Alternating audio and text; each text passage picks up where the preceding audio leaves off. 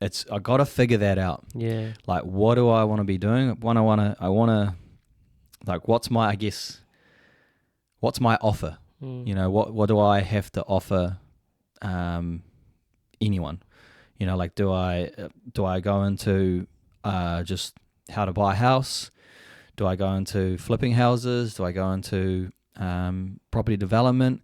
And as I worry with that, it's sort of, I guess, a bit niche. Do I even think about mentoring people? Like, you could do that, you know, like getting someone back into the healthy lifestyle, getting into business, you know, like a trifecta sort of thing. Like, I don't know. I'm just sort of trying to figure that out, you know, if you got any ideas for me. Like, I was literally just thinking as you were talking through, this actually might tie in to the topic of today quite well. In terms of just overall like goal setting and setting goals. And so I wasn't there at Goggins, but what was the theme of how they were kind of portraying, I guess, the building of the brand or of the day? It was kind of more like, I think they were going on. Should we start the podcast? Yeah, let's start. Yeah. Welcome to the BMI podcast, guys. Welcome. I probably will be starting maybe a minute or two ago. Yeah. But give us a like, a follow, and a share. Definitely. So what was the question again? What was the theme of Goggins? Because you just mentioned going to David Goggins. And like, what was the underlying theme of how they were going about, I guess, what was their sales strategy? Yeah, well, it was quite pushy, but I'll take from what I got from the event, like, and how I felt they were trying to, or how they were motivating me. It was like they were saying it's better. What is it? Like, there was a saying that they said, starting is better than perfect, or something like that. And they kept on going on about, like, just do it. Like, don't worry about the things that aren't perfect. Don't worry about waiting for the right time or waiting for your content to be polished, because going through that process polishes your content. Like, and that's where I think for me, it was trying to figure out, like, and then I need to understand what's my offer, or what am I going to eventually, you know, like bring forth to my customers that I want to help. You know, like, ultimately you got to solve a problem. Is the main one for business. Like, find a problem, solve it for someone, and then you'll have an exchange. You know, so that's something I need to figure out. I don't know whether I want to be able to just give all my information for property development, flipping properties, property investment. Like, I think there's probably a good amount of audience here, especially in New Zealand. Like, there's that, but I also see there's a lot of that, and then I kind of need to find my point of difference as well. You know.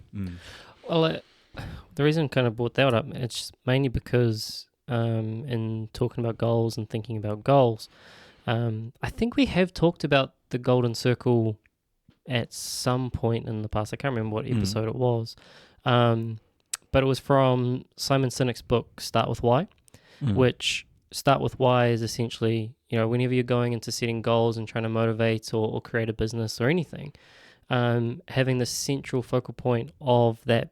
Most people start with the what, and I heard you kind of mention the what in there. You know, what's the offer? Yeah. And most people start with the what, but he's saying, like, Steve Jobs, Martin Luther King, and a lot of the big brands, what they'll do is they'll actually instead start with why, so the center of the bullseye, and the bullseye being going out almost in reverse. So you go why, how, and then what, rather than most people how they go what and then how. I definitely know what my why is. Like, I want to help people when it comes to property. I love property. Like, I feel like that's just being over the last 6 months, getting back into it. It's really made me realize, like, man, I really enjoy this shit and I can do this every day. And working my ass off, like, too much. Like, I was definitely getting towards burnout, but because of how much I enjoy working with property, fueled the fire. Yeah. And, like, so I'm kind of going, like, how do I I guess build my way out from there. But I get what you're saying. A lot of people would start with the what, because they're just... Well, and then it's something tangible, right? But so then you can take that a little bit further. And so if you go with your why, and it's obviously to help people with property and things like that, well, then you can start to think about, well, what are the, what is the either the person or the thing or the value that you are trying, or the values that you're trying to emulate. And I know you've talked about it before, but it's like putting 100% into everything. So it's not trying to cut corners. It's not trying to sell shit cheap. It's not trying to undersell the customer to create a profit, that kind of thing, right? Yeah. So those are the underpinning values. And so it's like, what are you trying to embody and portray through that why? And so then once you've got that, then you can start to go through, because I think your own personal situation up until where you are now has been pretty niche, right? So like you said, in terms of sales, in terms of getting into property through becoming a real estate agent, then going into, developing a property with someone else, then doing that by yourself. And not many people have that exact journey. Yeah. And so that whole journey is of itself not necessarily the thing that you can sell, but that is your personal identity. And I mean, I agree with you, because like I go like, well, how many Aarons are there out there? Yeah, one. Like, yeah, well, how many are going through similar situations? Like, and that's something that I am trying to wrap my head around. Like, maybe I'm too niche. But then I also believe like I wasn't anything special. I didn't have any help. There are probably people I can actually have a big impact on and actually could help them into this world, because I literally didn't have any help or any support from my parents, other than the fact that they let me live in the house rent free for a year, so that I could save for my first house when I was 19. Yeah. But that's it. So like, you could even just step back from the specifics of kind of like what you ended up doing, the whole journey or the process. There's really a journey of information that whole way through, right? And so you're learning about the property market through being in real estate. Now, I might want to learn about the property market, but I don't really want to go into real estate. But if I could understand what the real estate agent is thinking, doing, and what games that they're playing, well, then I'm in a better position myself as a buyer in terms of going in there and being able to be more knowledgeable about the terminology that they're throwing around, the types of different offers that are going in, or they might be trying to push me into one area because that's what they want, but that may or may not necessarily be in my best interest. Yeah. But the only way I'm going to know that is if I've actually got that information in the first place. And so you can take, like you said, like that knowledge that you've got as a real estate agent into the person who is just starting to buy a property. But at the same time, like, I see some of the houses and things that are on the market, and this might also just be outside of the first home buyer, going more towards the people that actually have established property already, and they're looking for that kind of next step. But how do you take a piece of land and how do you put a damn house on that thing? And especially if they've already got some assets sitting behind them, like, what does that process even look like, other than, again, you kind of just miraculously happen to jump into the field because, I don't know, your parents got into developing properties and things like that. Whereas a lot of people, I think in New Zealand, like, I was talking to my brother and he was saying IT and housing are really the only industries big cash that actually cows in New Zealand. in New Zealand, and so it's like I think property in particular, like there's massive amounts of people interested in that, but not a lot of people really, like, it's a whole process of learning that, almost just by kind of going through that process, failing multiple times to then get to the other end of it and being like, fuck, well, I wish I would have done something different. Because a lot of them do get to the end and they go, man, that was a lot harder than it needed to be. And I feel like there is probably a few professionals out there that are making it not easy or not as obtainable for people, and it becomes too hard. We even talk about it recently, like Judith just bought her first place and we settle on it next week, and she was just saying to me how, like, if I wasn't involved, she would have thrown in the towel. She because the amount of times we got told no, that's something that a lot of people aren't ready for. So then when they just get told no, they're so used to being told no in other areas and then just giving up, instead of actually going and trying a different option, trying a different bank, trying a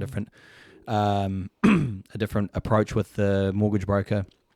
There's there's a whole plethora of things that you can try, and that's where I think a lot of people end up missing up. I'm going to be listening back on this and actually using it as my, I guess, workshop, so I can actually figure out what I can bring to someone else, keep it going. Yeah. I mean, a couple of things that kind of popped to mind already was like whether or not that's the online side of things where it's kind of passive income, which may even go into more like coaching. But that kind of, I don't know whether or not it's called like business mentoring, like business coaching or business mentoring would be the thing, but it would be for the property side of things. House coaching. And then then that's where I worry I'm going to fall into that life coach category, but I got to just not, who cares though? If I actually can be, like, I need to think, like, if I can actually be of use to someone and they're willing to pay and to utilize my information, like, I need to get over that. Like, who cares if you're put into this box over here? It doesn't matter as long as you're actually delivering for your clients, like, 100%. And they're getting the value out of me, Well, I mean, that's what you pay a mortgage broker for, right? Like, you pay the mortgage broker to get advice on obtaining a mortgage and obviously to obtain the mortgage. Yeah. But if you've got someone who's kind of overseeing all of that with an understanding of each of that, so like, I don't know, it's almost like the sports science kind of area of property. So like in sports science, like when I did my degree, we didn't specify in one certain area, but we were kind of a jack of all trades. Yeah. And so that, like, had an understanding of rehab, had an understanding of nutrition, had an understanding of physiology, had an understanding of strength and conditioning and things like that. And that's because they kind of all mix and mingle in together. Whereas you've kind of, again, it's not that you are 100% the mortgage guy.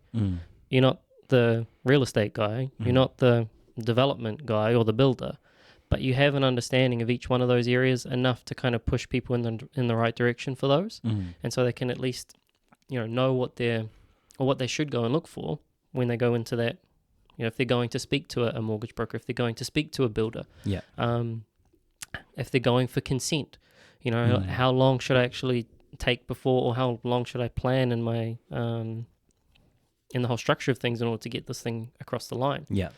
And I mean, like, I always, which is where we're trying to go as a business currently for myself anyway, but it's, okay, how do we automate the process of kind of like what we do in a way so that it's passive? And that might be, hey, like you said, here's all the information. Some of it for free, some of it for paid. And here's all the information as a kind of DIY. So this is the blueprint, let's just say. And here's the blueprint of start to finish what you need to know to, I don't know, quote, ebook, buy your first home. Quote, second ebook, develop your first property. Learn the housing market. And I mean, you could use learn the housing market as a little bit of a carrot dangling in front of people to then go into buying your first home, which is a paid product. But it's all standalone. On a website, it's by itself. And you're using, this type of content, videos, as the dangling of the carrot. Yeah, because I'm trying to compile my information, and I want to give some sort of free offer out there for people, just to, like you're sort of saying, like more of a wide scope of property, and do with it as you will. Like, I think it's information that's already out there as well. Yeah, 100%. And but I could put my spin on it, or not even a spin on it, like, but just actually go through my experience, and then versus, because I find like a lot of the stuff that's already out there is kind of not dated, or it's in the ideal world.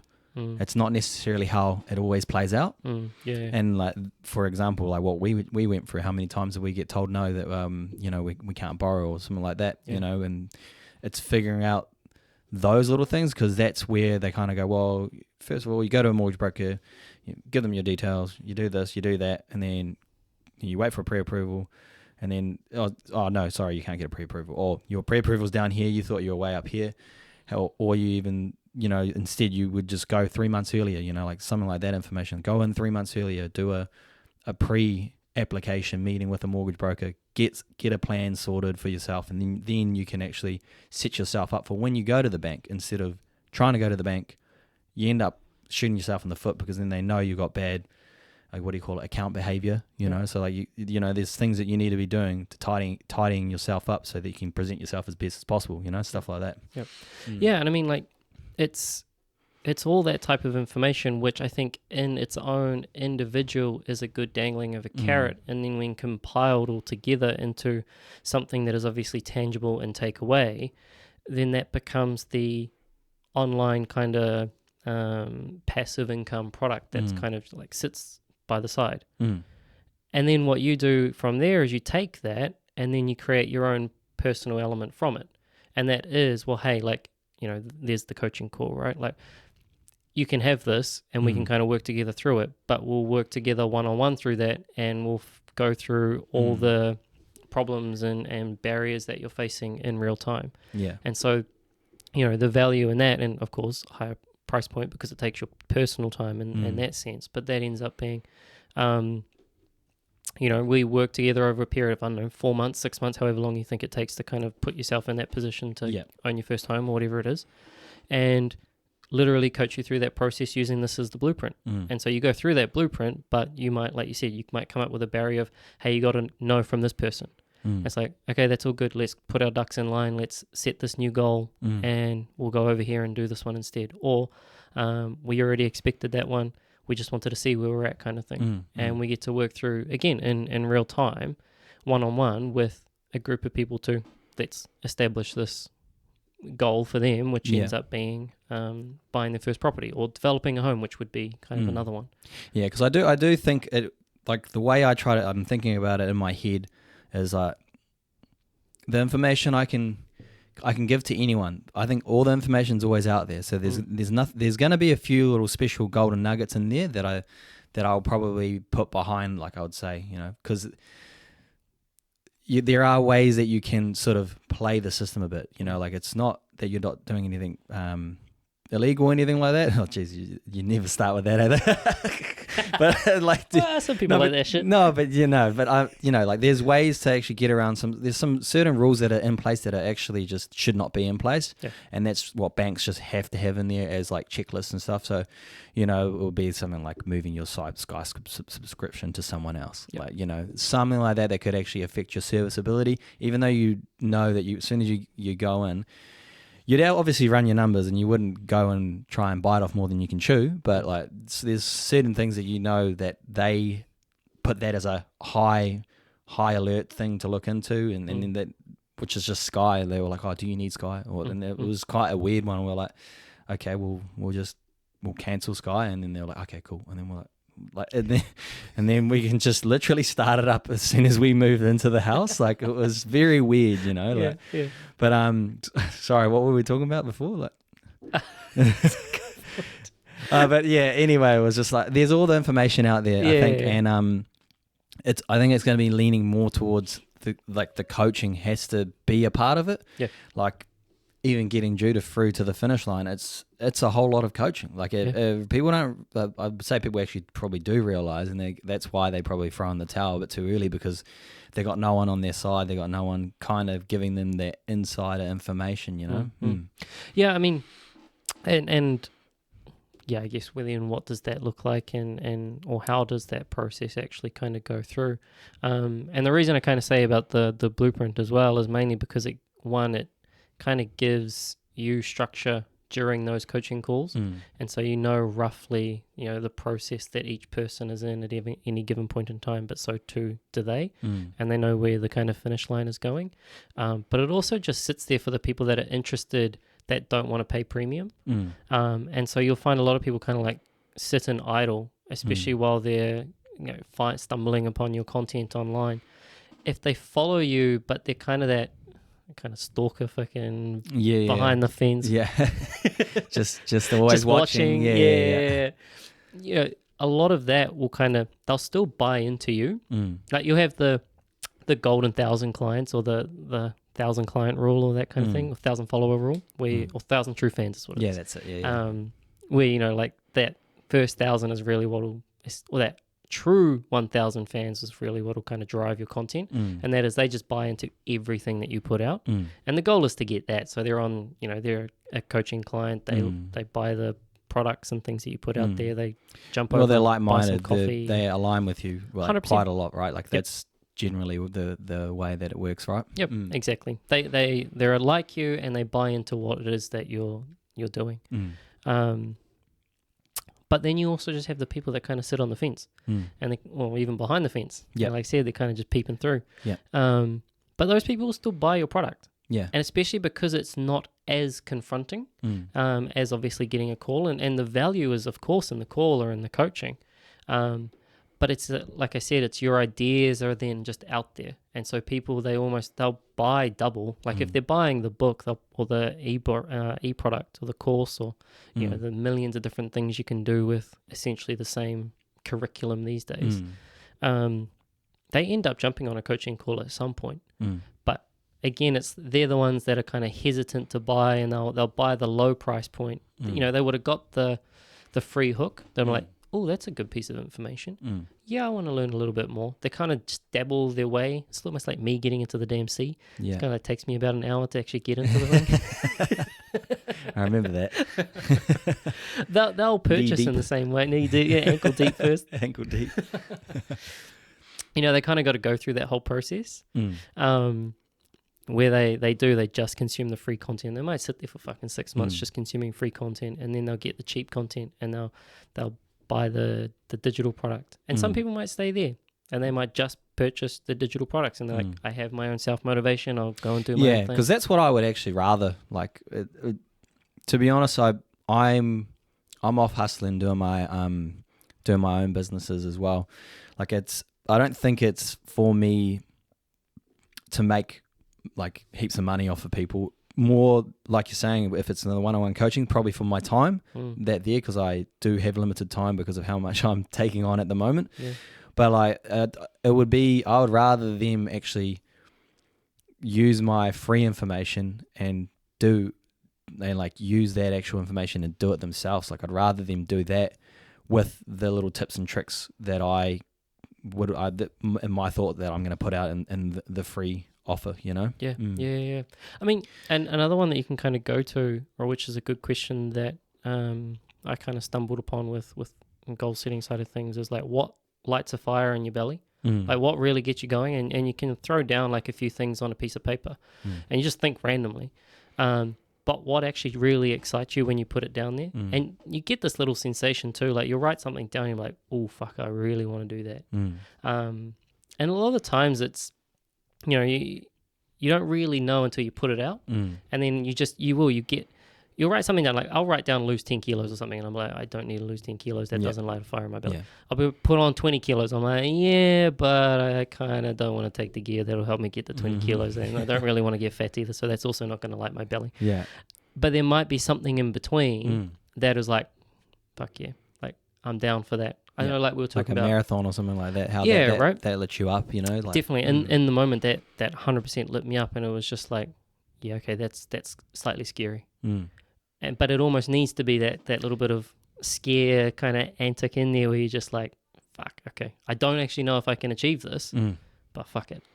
Yeah, like I think that sort of plays into this year's mantra, right? Like, that's why I've been experimenting and trying new things this year.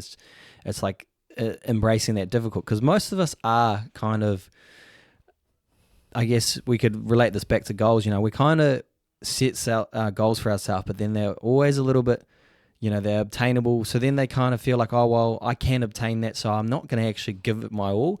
Whereas like I feel like most of us, I would say 99% of us, know the work that we need to be doing that we're not doing. 100%. And we're all kind of veering away from it, and we're trying to avoid it. And even though we kind of deep down know how much it would do for us if we actually, you know, pulled up our pants and actually just went after it, you know, like, and did the work, you know. So, and like with goals, I think we probably need to talk about like goal setting, you know, like how this is what the podcast is about.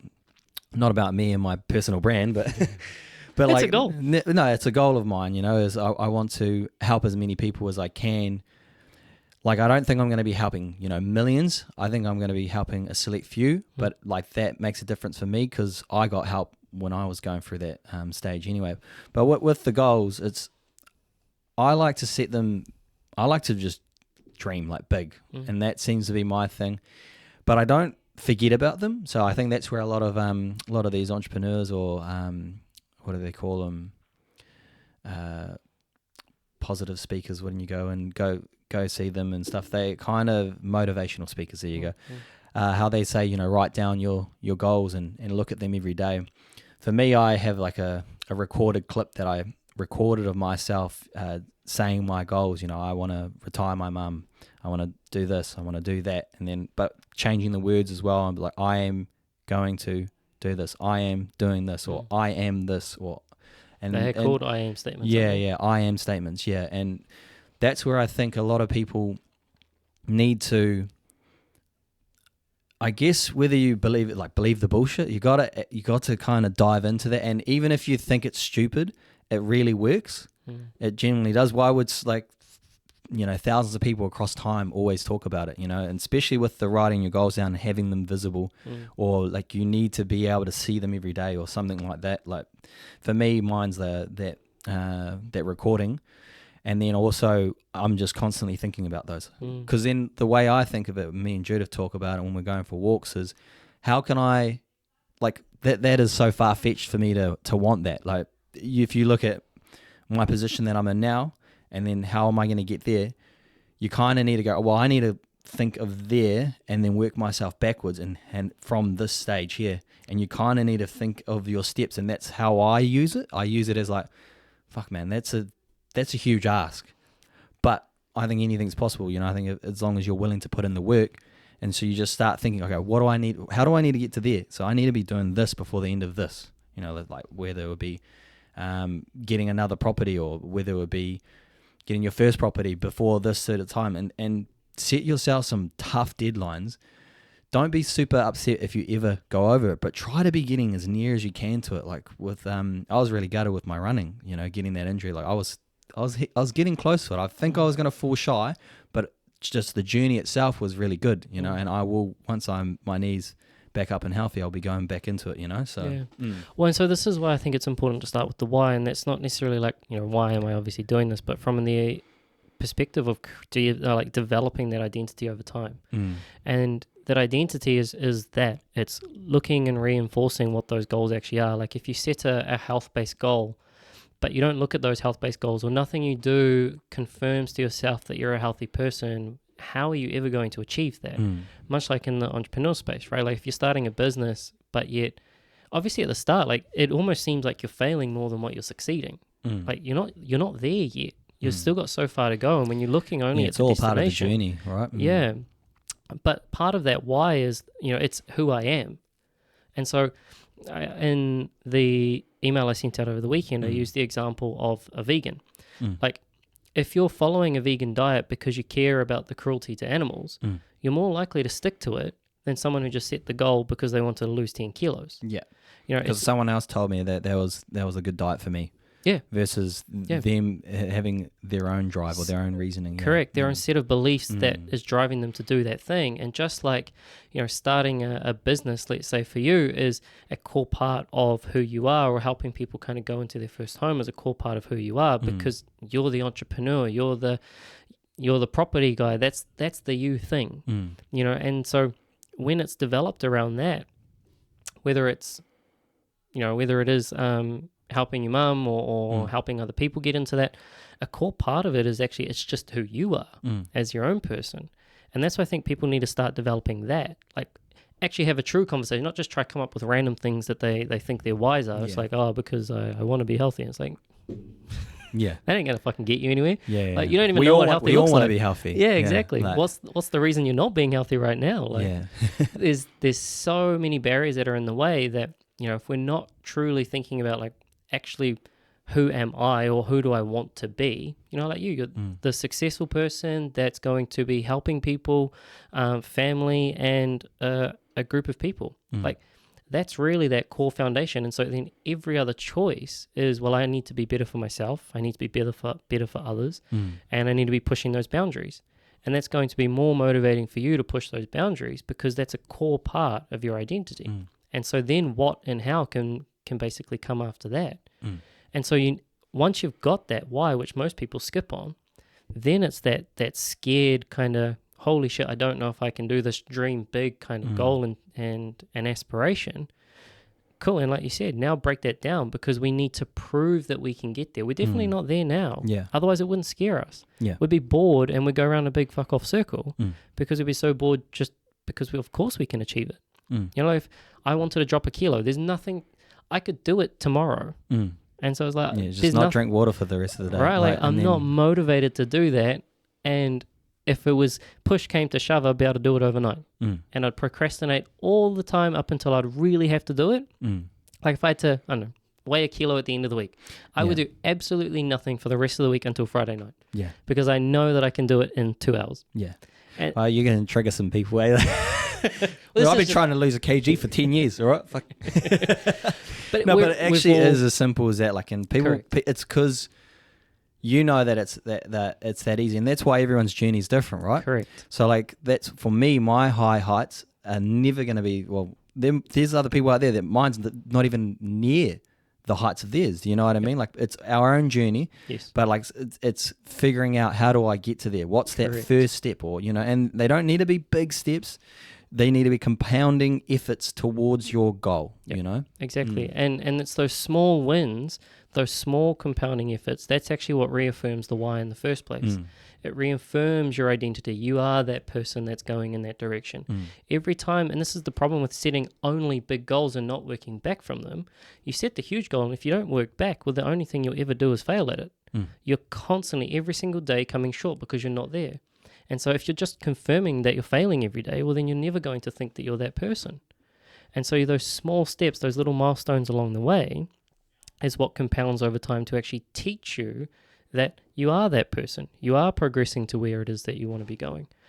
But they need to then be small enough so that you can action them on a daily basis. And that kind of comes back to the whole 75 hard thing, right? Like when you've got your critical, critical tasks? Critical tasks. Yeah. When you've got your critical tasks for the day, like, yes, okay, at a certain point, they're generic to the program. But then after which, they're individual for you. And so then you have to really start to think about, okay, what actually are my goals? What is it that I want to achieve? Yeah. Do I want to carry on some of these critical tasks? Like what resonated with me? You know, I think for you was the reading. Like that has fully set you off, and now you're a bookworm. Yeah, I love it, and that and writing. Yep.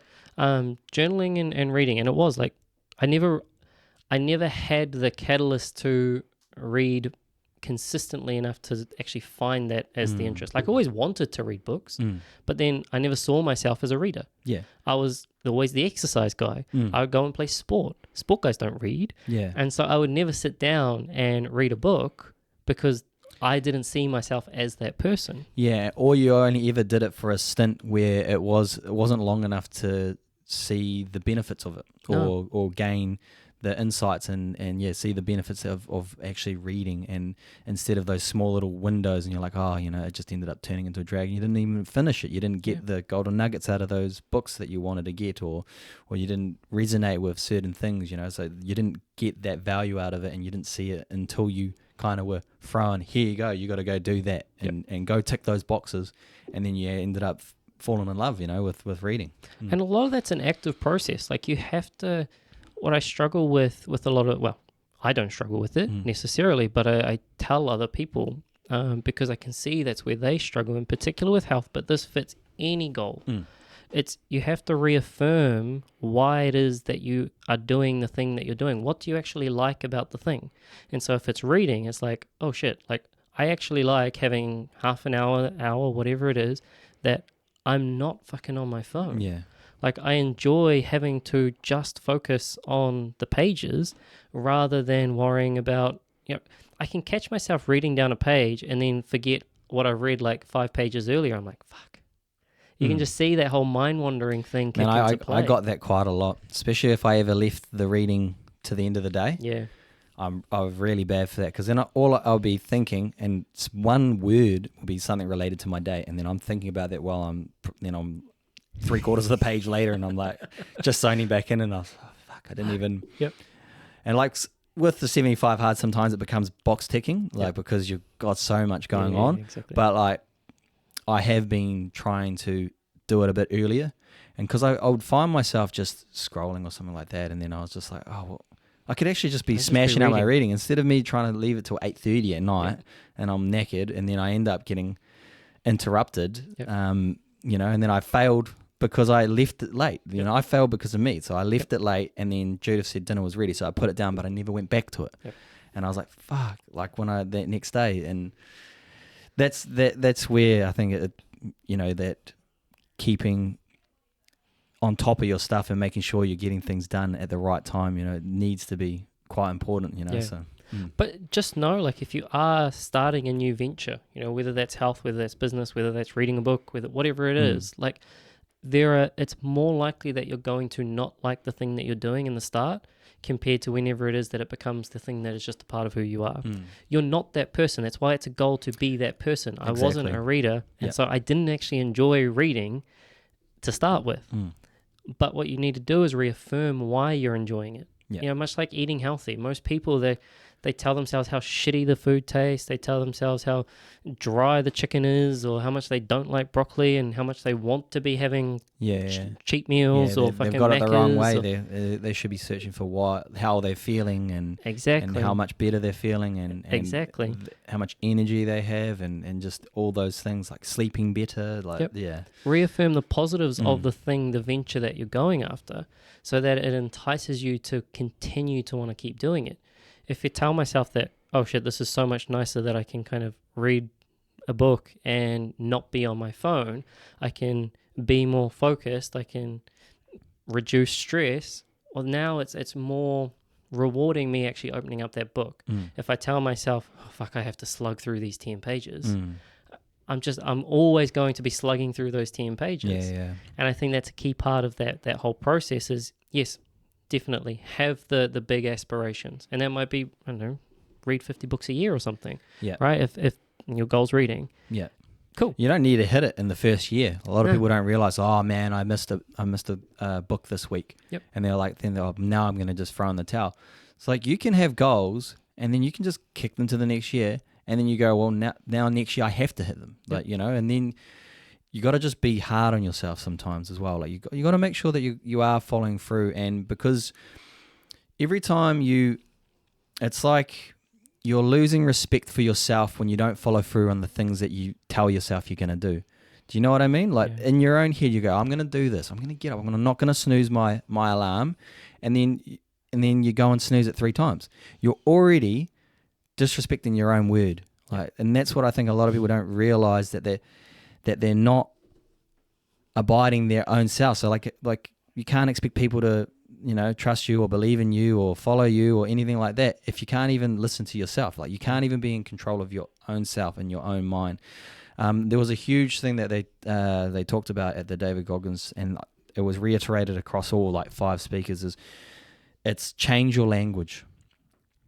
My language is huge. You're saying, oh man, I got to slug through these 10 pages. You change your language and you just be like, man, I get to, it sounds stupid, but I get to slug through these 10 pages, or I get to sit down and read and have time to myself. Or I get to go and train. You know, there was a clip about a guy in a wheelchair trying to do a marathon or something like that. And, you know, there was a old famous NFL player over in America, and he says, you know, like the sad thing is there's people out here, like, because he used to be really popular, and they go, oh, are you sad that you've lost your ability to walk or something like that? And he said, no, like the sad thing is that there's millions of people out there that have the ability to do things, and then they just don't do them. You know, like you got to change your language. You get to do these things. We're very lucky. Like most people, you know, 99% of the world, of New Zealanders at least, we're very, very blessed. Like we have a great life, and the world is our oyster, you know? Yeah, 100%. I mean, I remember putting something up on Instagram literally to that same like quote almost, is I get to, not I have to. And it was just walking to work. Like I actually get to walk 4 kilometers, and I have the ability to walk to work for an hour. Because you know there's going to be one day where I can't. You can't. Yeah. 100%. And you will, like, those are the things I think people don't think about for their later on in their lives, like the regrets that will creep up on them ultimately. And that's what I'm trying to do right now. Is I'm trying to think like, all right, like I don't want to be the guy that goes around, oh, I wish I did this, wish I didn't, or I tried, wish I tried this, wish I tried that. You know, like a lot of people, they kind of cut themselves off early, and they're just like, out of the fear of failure. You know, it's I didn't want to give that a go, or you know, like it's those sort of things. We get to do these things. You know, why not have a crack? We're young. Like there's still a lot of people don't realize how much life that you have left if you get your health in check and keep driving towards goals. You know. Yeah, I mean, and just that even just start, like what you said right at the start. If you don't know what it is that you want to do, and you're kind of caught in this, almost stuck in the mud state where you don't really know what way is forward. I don't know what my goals are. I don't know what it is that I want to achieve, or I want to achieve a few things, but they're kind of going in opposite directions. Just start. Yeah, starting's better than perfect. Yeah. And you'll quickly find out, like I said, like at some point, it's almost like writing your goal down. There'll be this surge of energy that you'll get going towards something. You just pay attention to that. And if you start multiple little things, there will be some that you'll be like, I don't got the energy for that. Yeah. And if you don't got the energy for it, it's not lighting your fire. There'll be others that'll be like, fuck, it's keeping me up at midnight. It's getting me out of bed at 6 o'clock in the morning. Like I really want to go and do this thing. But half the time you just got to actually start something. Yeah. In order to realize whether or not you're actually in the position to go down that avenue. Yeah. And if you are kind of feeling a bit stuck or perplexed with where you're at, like just do something. Yeah. Rather than doing nothing. Because fuck yeah, it might get another year down the line and you're like, oh shit, I'm still in the exact same position. Well, inactivity always leads to more inactivity. Like it's like it's weird that we're kind of, our own mind is against us a lot, whether that's social programming or whatever it is. The body wants to be comfortable, it wants to, it is forever adjusting, and it can handle the pressure, it can handle punishment, but our mind is just constantly like, oh, relax, take a seat, you've earned this. And what you need to try and do is you need to try and overcome those sort of, I guess, weak moments, and when you're finally maybe started and you're going, oh well, now that I've started, you kind of think, oh yeah, sweet, I've done a little bit, now I deserve to relax or something. That's where I feel like a lot of people miss that gaining of momentum. We've talked about momentum before, and when you just start, like that is literally just the starting line. You need to be collecting those small W's and then gaining that momentum. And once you have that momentum, like a lot of people, they kind of get that fear of losing that momentum, which helps you ultimately to get to your goals. Yeah. I know you mentioned self-respect a little bit earlier, but a kind of way that I think about it is learning to reparent yourself. And so that's, in a typical that's a good one. Typical household, you've kind of got the mother and the father. You've got the mother who's a little bit more compassionate, and you've got the father who's a little bit more orderly and what do you call it? Military. It's got the order. Yeah, you've got the discipline. Yeah. Discipline was the word I was looking for. And in that, but we need to kind of take that on and reparent ourselves. And quite often we kind of get caught in one of two, and we almost only discipline ourselves, and we're kind of really harsh, really critical of ourselves, or we're too compassionate and we give ourselves free outs. And you're okay, you deserve to go and have this you've worked chocolate really bar hard. or You've worked really hard. Really hard today, you could have a rest day today, take a day off, or the opposite, and you've done fuck all, you're nothing, you're shit, you've still got somewhere further to go. And I can resonate in both of those camps for myself, but I'm definitely more of a disciplinarian. On myself. Here. Yeah, me too. Like I still haven't had a rest day in like months now. But it's kind of, I don't know. I always look at those things and I go, well, I think that's a blessing because I have the ability to keep working and keep working. 100%. Whereas I think some people struggle to be able to just do the bare minimum, So like I kind of can't be too mad at myself for being harder on myself, Yeah, as long as it doesn't become like pathological. Where you start to just like almost just... I'll have a rest one day. Yeah. But you're not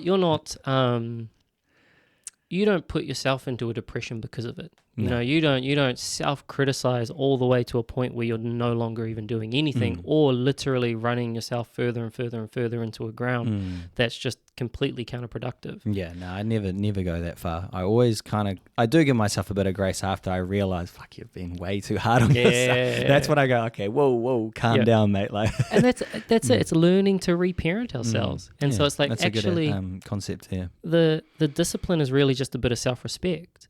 And so when you're sitting there in front of a chocolate bar, when you're sitting there in front of the business call that you have to make, when you're sitting there in front of the 10 pages that you want to read, or whatever the goal is, right? Like, in that moment, do you actually just need a little bit of self-respect? And if you were being respectful of yourself, what would you do? And that's an open question. That's not me pushing it into, okay, you have to read the 10 pages, or you should take the rest. It's, you're an adult, and you actually get to make that choice. But if you're being true and respectful to yourself, what would you do? And we know the answer. Like when we're in the moment. More often than not, you got to do the work. You know, if there's work to be done, the person that has respect for themselves knows the future self will thank you for getting that done. And I think that's where that concept comes in, right? Like if you have respect for yourself, what would you do? You know? Yeah. Exactly. And again, at the other times, then you may need to learn, like you just said, to be more compassionate. And so that is, hey, you've realized that you've been going for a month without taking any breaks or anything like that, or you've worked, I don't know, 14 out of 14 days in the last fortnight, and you haven't seen your spouse or your family. And so at that point, maybe you need to be a little bit more compassionate. Hey, what are you actually driving for? Are you fueling your own self-sabotaging beliefs?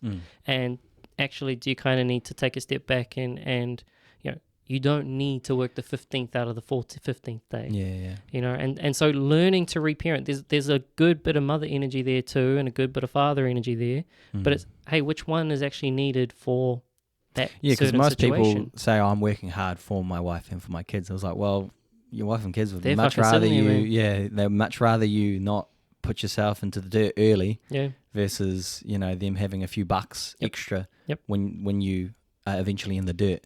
Exactly. And it is, and it's the balance between the two. But, you know, if you were being respectful, what would you do?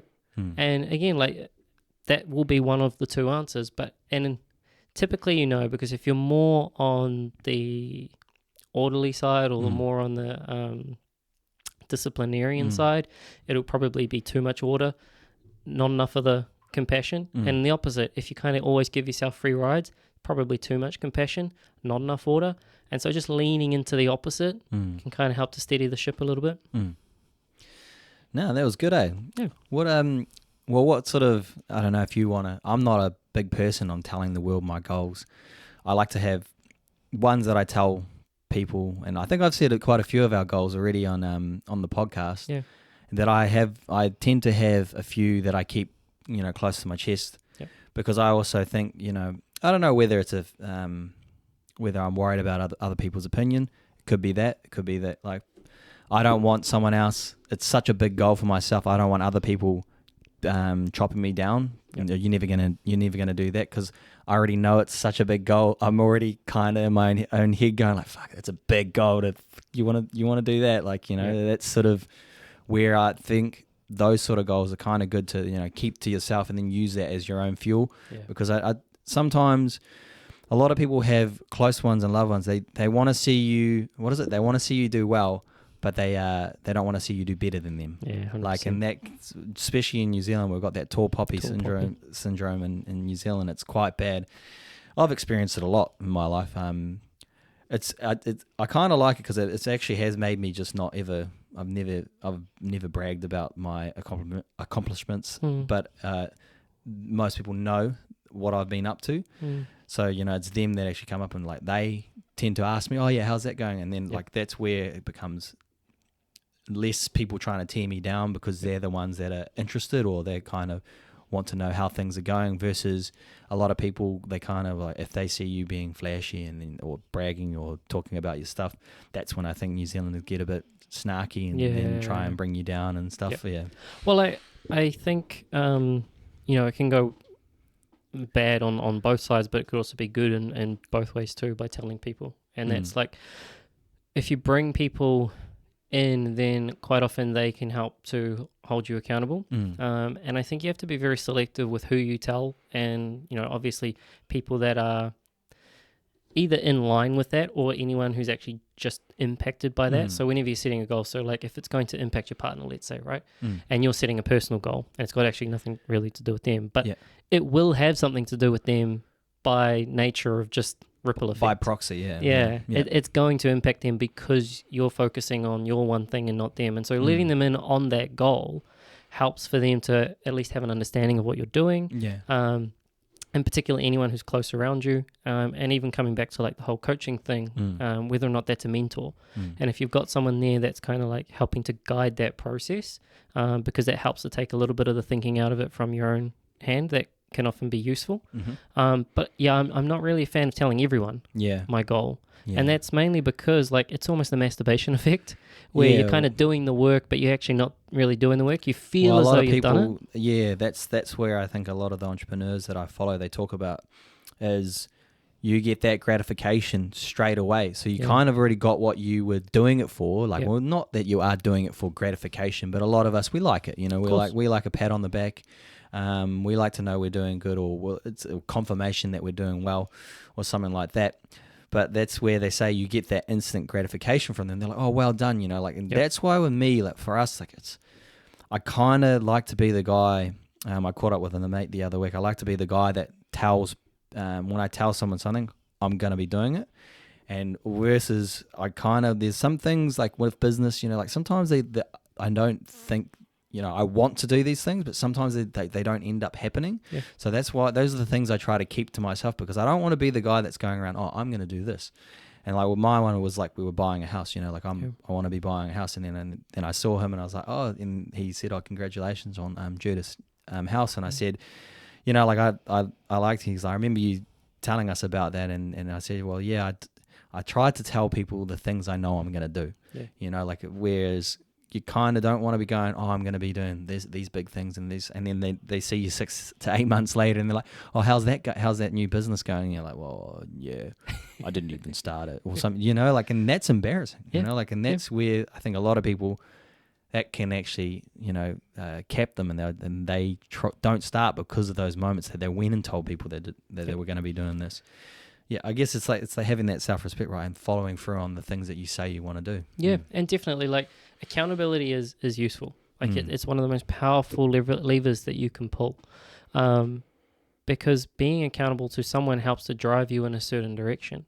But if you're using other people in order to kind of like give yourself that gratification of, oh, I'm doing the thing, and you're not even doing the thing, like, inherently I find it just becomes another barrier that's just in the way. Yeah. And you're doing it for the wrong reasons then too as well. Yeah, so then ultimately you never were going to do that thing anyway, because it was you got what you wanted out of it. You already got the praise. I see a lot of people do that. Yeah.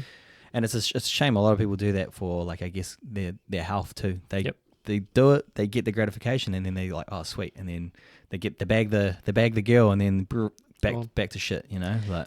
And that's literally the industry at large, and that's kind of where I always pipe on about finding things that you enjoy, and obviously it's not just finding the hedonic enjoyment out of it. Like I said earlier, there has to be an active process of enjoyment, and that is some of the shit you're not going to enjoy at the start.